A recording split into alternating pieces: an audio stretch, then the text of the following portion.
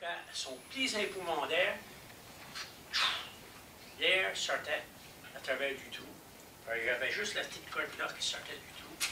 J'avais un trou gros comme ça, à le côté du poumon de la baleine.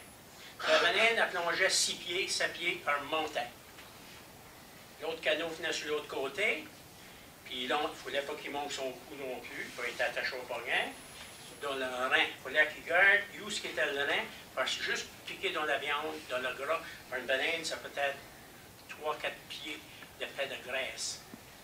Ça ne donnait rien. Il fallait qu'il aille assez creux pour lancer le harpon dans le rein, puis après ça, il la guidait comme un cheval. C'est sûr que le harpon, ça faisait mal, il y avait du mal, puis on la faisait nager. Si quand elle était 10 000 au dehors, ou 5 000 ou 3 000, on la rentrait ici, pour la payer fonder, puis les marées sont fortes. Les marées, comment autre qui viennent de payer fonder, quelqu'un connaît ça? Hein? À votre pied quand la marée monte? Hein? 40 pieds. Ça veut dire que tu peux rentrer une baleine avec pas de misère. Ça fait rentrer la baleine à la mer haute, la marée haute.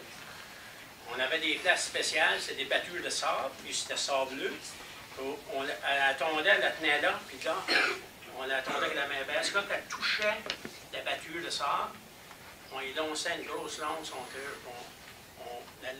on l'empêchait de souffrir. Elle avait souffert assez, là. Mais c'était comme ça. Puis après ça, on attachait la baleine sur place.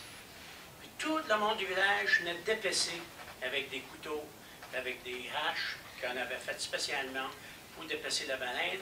On prenait tout à manger. On prenait la graisse, on la faisait fondre, c'était pour nos oncles, pour nous éclairer dans les wigwams, pour chauffer, pour manger, puis on mangeait la viande. Tout est utilisé. Mais la beauté de la chose, on chassait, on pêchait tout l'été là. Par la baleine, on l'attachait avec des petites cordes faites avec des racines d'épinette, avec des gros poitons, avec des roches qu'on rentrait dans le sable. Puis la baleine ne pouvait pas partir avec la marée. La marée montait, elle ne levait plus, là. La marée baissait.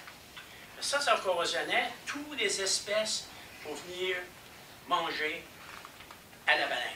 Ça fait quoi ce qui venait manger à la baleine?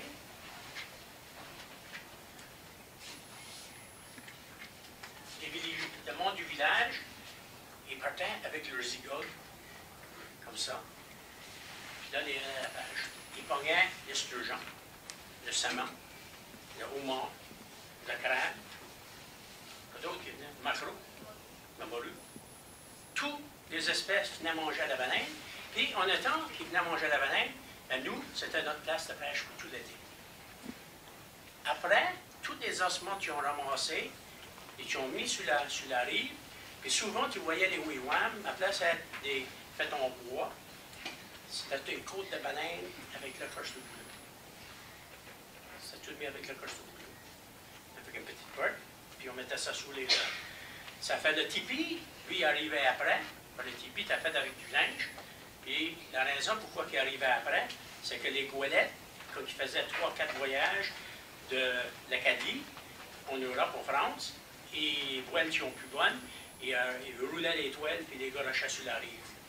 Les Autochtones prenaient les toiles, puis ils faisaient leur wigwam avec la toile de bateau. C'est comme ça que le tipi est venu au monde. Après, toutes nos habitations sont faites dans le coche de boulot. C'était des wigwams, le tipi, mais il est venu après. Ça avait, entre le tipi puis la voile, en Nouvelle-Écosse, si jamais vous allez là, dans les musées, vous allez voir un wigwam fait au papier noir. Puis ça fait assez drôle, là, la première fois que j'ai été voir ça. La raison pourquoi c'était fait au papier noir, c'est que le gouvernement a fait la première habitation payée par le gouvernement. Le gouvernement donnait 2 papiers de rouleau de papier noir aux Autochtones, un ciot de clous, puis on avait des marteaux faits avec des roches. Celui-ci. On avait des marteaux faits en roche. Puis on bâtissait, puis on mettait des perches, on enveloppait le papier noir tout le tour, puis on mettait des perches à l'extérieur, puis on clouait avec nos. On n'avait pas de marteau. Et les autres harpons que tu pouvais avoir, c'était des harpons faits avec des côtes d'orignal qui pêchaient du saumon, on pêchait de la morue, on pêchait tout. So, ici, on pêchait beaucoup. Qui aime ça manger de l'anguille? Un petit peu là. Hein? Les bronzes de l'anguille, ça fait un tas des grands pêcheurs d'anguilles.